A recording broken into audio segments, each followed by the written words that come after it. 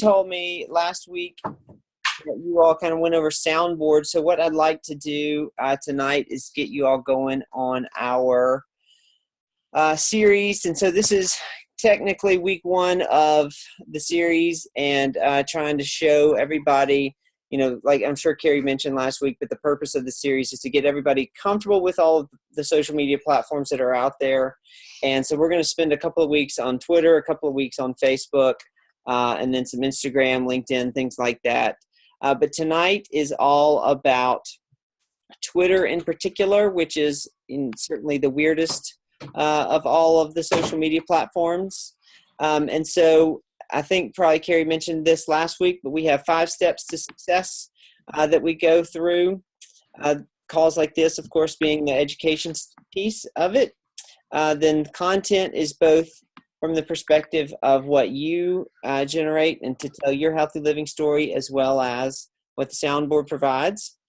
Tonight, this is what we're going to focus on a great deal, which is the branding piece of this, because it matters how you come across on these social media platforms. It matters how people perceive you. And so one of the things that you all will get to in a later week is showing you how to get some demographics for your audience out of this. But in the meantime, it matters because people are looking at what you're doing regardless of whether or not they end up commenting or liking your posts, because we have a lot of instances on social media where people just are consumers and they don't contribute. And that leads to a conversation. We want you to be comfortable with the conversation, being yourself, and also comfortable enough with the mechanics of these platforms so that you can converse.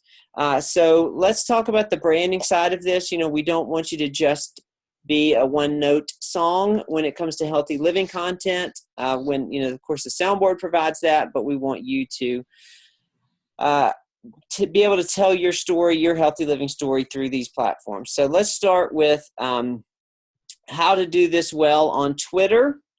And so Twitter is the platform that asks you to do the least when it comes to setting up your profile, but it's very important that you do that because of the amount of people that can visit your profile that don't even have to follow you because of the public nature of this. So let's just hop over to a live version of this, and I'll show you what I'm talking about. But when you sign up for Twitter, like I said, they don't make you do any of this. That's a new one. I don't know how. Twitter.com is down. That is an interesting. That's a new one, actually. Let's see. Well, I can't say that I've ever seen that happen. There we go. All right.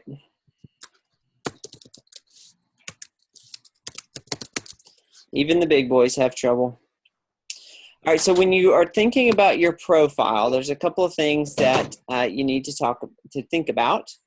Okay, the first being this icon here, this icon image. You need to obey Mommy. Okay, you need to obey. Thank you, Daisy. Good night. I love you. Stop. Let's go, Stop. girls. Go. Okay. Hug. Thanks. Good night. Okay. I love y'all. I'm sorry, y'all. What's this? Come on, girls. This is why I was thinking it was 8:30. Go with Mama. Obey. Come on. You're gonna have to be punished. Come Go. on, Mom. I'm sorry. All right. So you got to have an icon here. This is the first and most important thing, because this is what everybody sees next to your name every time you tweet. And so if you don't have an icon there, you will be, it used to be an egg. I'm seeing it. Here we go. Here's an example. Amy, if you're on the call, I'm sorry for picking on you. So if you don't put an icon in, you're just a gray silhouette. Okay. And that's a problem for 2 reasons. One is that even if you have good content going out through your handle, nobody is really sure if you're a real person. because there are so many accounts on Twitter that are fake that don't end up populating their profile. So please make sure you take the time to at least fill this in. The other thing is that Twitter, and this is a positive thing, but Twitter's taking a lot of steps to take content off their platform that is hate speech, that is ISIS recruiting, those kinds of things. And what they're doing is they're specifically targeting handles that don't have profiles in them. So at some point, if you don't fill out your profile and the only thing that happens through your Twitter handle is Soundboard tweeting for you, and you don't ever get on to the app and retweet things or like things or tweet yourself, then Twitter, although you're obviously not an ISIS recruit agent, lumps your account into this bucket, and it will put you in what's called Twitter jail. And basically your account activity stops until you log in and update your profile and go out and follow some people and show Twitter that you're a real person. Okay. So please take the time to do that. It's very important. You also have this very widely shaped, strangely shaped background banner here that if you try to put a square picture in there, it's going to chop it off. So just be aware of how wide that is. Then you have a couple of other fields to think about. This is something that you can put whatever you want here, your name or something else. This does not have to be unique, and this is not your Twitter handle. This is actually your Twitter handle, and this has to be unique to Twitter. So if your name is Susie Smith, you're not going to get Susie Smith when you sign up for Twitter. So you've got to be creative. And I'm going to pick on Amy again. Amy, again, if you're on the call, sorry. But what happens is if your name is taken, Twitter is going to recommend something for you that is like this. Basically your name or your initials and name with 8 random numbers after it, because Twitter doesn't care that that's not creative. In their mind, that's just a unique handle. So I really encourage you to try to be more creative than the Twitter Autobots are. And even if you need to do something like B. Matthews has the word fit after her name, Heidi's got an underscore and a couple of numbers, something like that. Just try to make it something that's easy for you to remember, because you're not going to remember this. And the problem is nobody else is going to remember this. But the good news is, if you get stuck with a handle like this, or you've already created one, then you can easily change that here in your settings. So you click here and you go to settings and privacy. And this first thing that comes up is your username. And this is where you can change it. And as long as it's got a green check out here, then it's available, and it'll change it like that. It doesn't mess up your account. It doesn't mess up your followers.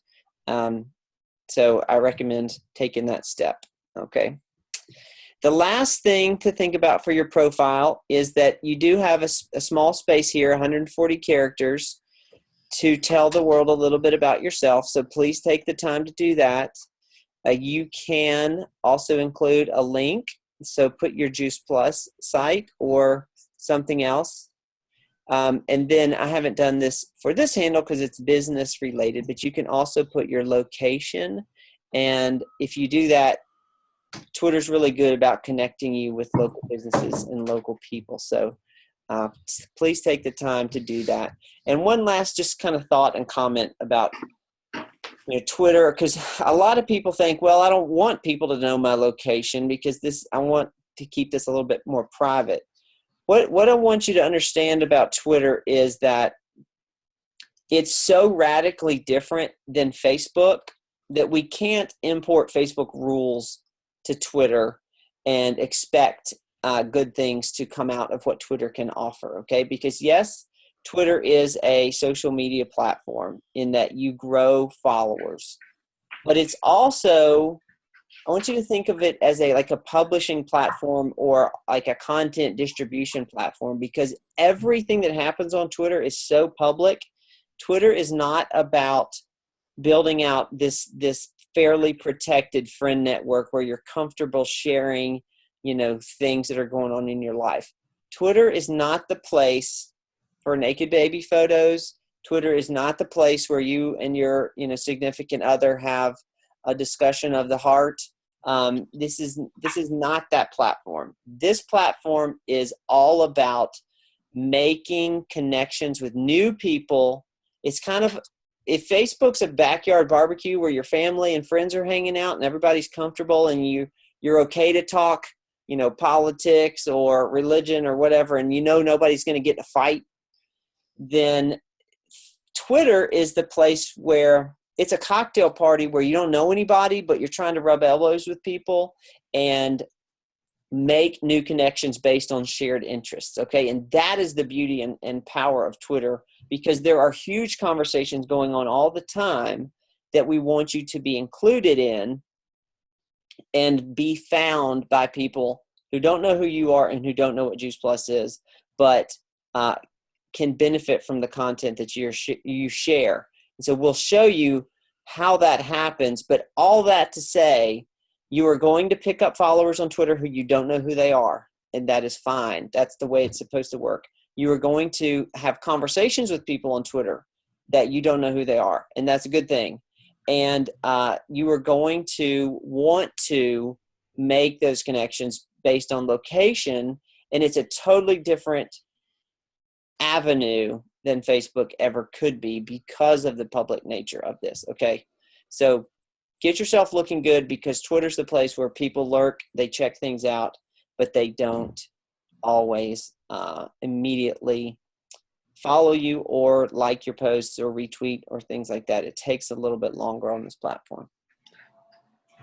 All right. As we go, please ask questions. I'm happy to answer. So next thing, a tweet. What is a tweet? Well, a tweet is a message that's published on Twitter. It has a 140 character limit. That is because when Twitter was built in 2006, that was the character count limit of a text message, and Twitter was trying to be the text messaging system of the web. Obviously, technology has changed. Twitter has debated whether or not to remove that character limit. So far, they have not, because it keeps it so fast and so immediate, and it's just unique, and so they've left it. A tweet. Let's talk about the power of a tweet. When you make a tweet, yes, your followers see it. Okay, so this account, the Juice Plus Helper, we've got 1,600 followers. Our followers see it, but then when we include hashtags in a tweet, then that tweet can and will be seen by people who don't follow us, because we'll talk about hashtags more, but a hashtag is a conversation unifier, and what it does is it includes your tweet, your statement, in a larger conversation. So for instance, this month is Men's Health Month. It's a national thing. So there's all kinds of stuff going on about Men's Health Month, and we want you to be included in that larger ongoing conversation. So your stuff is seen by people who are searching for and using that hashtag. But another really cool thing about Twitter, I'm just going to go to Google and show you what happens. When you search for a hashtag on Google, the very first thing that comes up are tweets. Okay, these are tweets right here that we're reading. So the point is that your tweets and your content can be found by people who don't ever even set foot on the platform, who don't even have a Twitter account, because they're so portable and so public. And this is a really good thing, again, because a tweet escapes the closed universe of Twitter, unlike a Facebook post cannot do that. When you talk to Siri on your phone, she brings back web results and she brings back tweets. When you're using digital magazines online, if you ever use Flipboard or the news app on your Apple device, all of that is bringing back content from Twitter, regardless of whether or not, again, you have a Twitter account. So a tweet is a very, very powerful thing. It can include links to websites, which we do for you through Soundboard, back to your Juice Plus site. We send out YouTube videos, and it has a nice embed, and you can play it right there. Of course, you can tweet out pictures. Now, when it's time to write a tweet, of course, this works for mobile or desktop, but you just look for the tweet button, and they just changed it, huh? It used to be a little picture of a quill. Now it says the word tweet. I guess they're trying to make it a little easier. So you compose your tweet. What day is this? Happy Tuesday. So you can type whatever you want. Did you ask a question to your audience? Did you get your hashtag workout in today?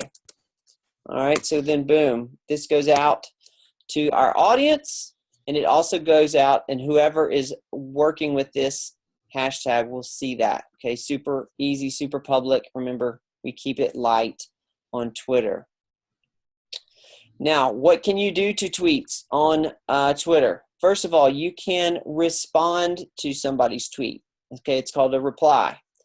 So here you have an example. So this is a tweet created by an account called Health Ranger. I highly recommend following Health Ranger. And he sends out all kinds of specific articles, but also fun stuff like this. So the tweet here is "Make Nutrition Your Prescription." And he's got a couple of hashtags here. And then you've got this funny cartoon with the farmer giving the lady her vegetables for her medicine. Now, at the bottom of every tweet, you're going to see these buttons. The one that's one arrow is the reply. So when I hit this reply button, what it does is it brings up the composed tweet, and it populates it with the guy's name. Okay, so the tweet starts with @HealthRanger. So Health Ranger gets notified that somebody mentioned him, and he will see this in his notification as the start to a conversation. So I just told him, this is so on point, hashtag take healthy back. But if you want to start a conversation with somebody, this is where you ask them a question, you respond to whatever their content is about, and you will find in time that people will reply to your tweets, especially when you are sending out questions and you're sending out, things to engage people to try to get them to respond. And so this marks the beginning of the back and forth conversation. And keep in mind, this is not private, okay? This is not a direct message. This is not like Facebook Messenger. This is totally public, that can and will be seen by followers of both you and Health Ranger. Okay, so again, Twitter's all about keeping it light and surface, and just asking questions back and forth, making those connections. The next thing is a retweet. So what a retweet does is you find a piece of content out there that you're interested in, that you like. When you retweet it, you're basically copying it out of the creator's timeline, and you're posting it into your published timeline so that your followers have a higher chance of seeing it. So this is a statement to the creator. Hey, I value your stuff so much that I want my people to have a chance to see it, even if they don't follow you. So it's an acknowledgement to the person who made the tweet. It's also an acknowledgement to your followers. Hey, this is worth checking out. Okay, so you want them to see it. Again, super public. The person who you retweeted gets notified. The person, your followers will see it in their feeds. Okay. Now, how do you retweet something? Well, again, taking a look at tweets. We'll just take a look at a live one here, and they've just changed the icons on Twitter itself. So everything that you see, the two arrows here. Oh, look, they even changed the reply. Now it's a speech bubble. This just happened today while I was out of the office. Huh. So the retweet is still two arrows, so you just click it and it'll retweet that for you. Okay. Now the next thing that you have is a like, and like, just like on Facebook, it's a quick stamp. It's a quick, hey, I acknowledge what you made. I appreciate it. The difference between a like and a retweet is that a like does not get published into your timeline, so your followers have less of a chance of seeing it. But again, this is a very public thing, because you can visit anybody's account at any point let's pick on Tori here. So you can go to anybody else's account and you can see everything that they've liked. Okay, you just click this like button right there, and let's see what happens. This is a live Twitter search, so you never know. So she has liked all this stuff. All right. So again, super public. Okay, Rachel. So sorry, I was on late. My fault. But yeah, we'll send the recording out. The other thing that's a really valuable thing I find with likes is that I find likes a great way to bookmark something and for revisiting later, because I follow a lot of news feeds on Twitter, you know, AP, CNN, Fox, ABC, my local news, all that stuff. And so I can get the headlines quickly, but if I want to read an article at a later point, I will like that tweet, and so that I can kind of keep track of stuff that I want to revisit. So that's another way to use it from a consumption point. And to like it, you just hit the heart at the bottom of the message. Okay, one last thought here, and I want to certainly take some questions if you have any, is public versus private accounts. You know, a minute ago I mentioned the difference between Twitter and Facebook, and I want to highlight that again here. So when you set up an account on Twitter, by default, it's public, meaning anyone can see your stuff, anyone can follow you, and anyone can tweet at you. Now, there is a function in Twitter that allows you to turn on your account to make it protected, which means that only your followers can see your stuff. If somebody wants to follow you, they have to ask permission and you have to grant it, and your stuff does not show up in search. I'm here to encourage you not to do this to your account, because as we've talked about tonight, Twitter it shines, it excels when you allow it to be the completely public thing that it is. So if you have a protected account, here's what happens. Only your followers see it when you tweet, and you will not pick up new followers organically because nobody new can see your stuff. So right here, Mary Lou, if you're on the call, don't mean to pick on you too hard, but you can see how Mary Lou has a lock by her name here. So if I click follow, it's going to say pending. So it's going to send a request to Mary Lou for me to follow her. She may say yes, she may say no. Why would you do this? There's two reasons I can think of. One is that you're in the NSA and you're trading state secrets, okay? The other thing is that you have content on Twitter that you want kept to a very, very specific few people, okay? So if you are an NSA agent or you are trading state secrets and only a few people need to know that, by all means, continue to do that. But I encourage you to make a new Twitter handle that can be public, that can be the one that you sign up for the soundboard, because I don't understand it when people sign up for soundboard, you pay me to tweet for you, you have a locked account, and you have 7 followers. It's never going to grow outside of that, because when I see locked accounts on Twitter, I don't even want to bother with it. So to either take that kind of content off of Twitter that you want to keep behind that lock wall, you know, if you are sharing naked baby photos and, you know, fun family stuff like that that's fairly intimate, then ultimately that stuff doesn't belong on Twitter anyway. So either take that off and move it to Facebook where you can keep more of a tight rein on it, or start your separate account and have 2 Twitter accounts. I mean, I know people that have 12 Twitter accounts, so that's not a problem. You know, they're all free for sure.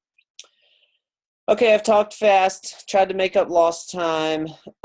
Carrie will be not on a plane and back with you all next week.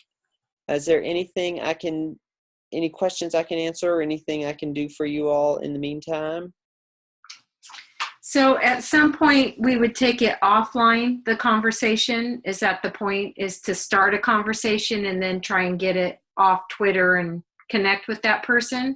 Yes. So once you start the conversation on Twitter, and we'll talk about this more another week, but the best place to hang out is your notifications. And this shows you what's going on with you, with your stuff. So this tells you who's following you. Somebody retweeted a reply. So there was a conversation going on here. Somebody liked your tweet. So when these things kind of happen, these are conversation opportunities.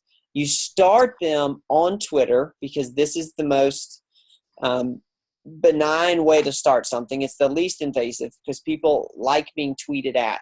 At some point, you can do one of two things, which is, hey, can we switch this conversation to email so that you can actually have room to talk? Or you can switch it over to private message. Now, don't start here because this can come across as invasive and spammy.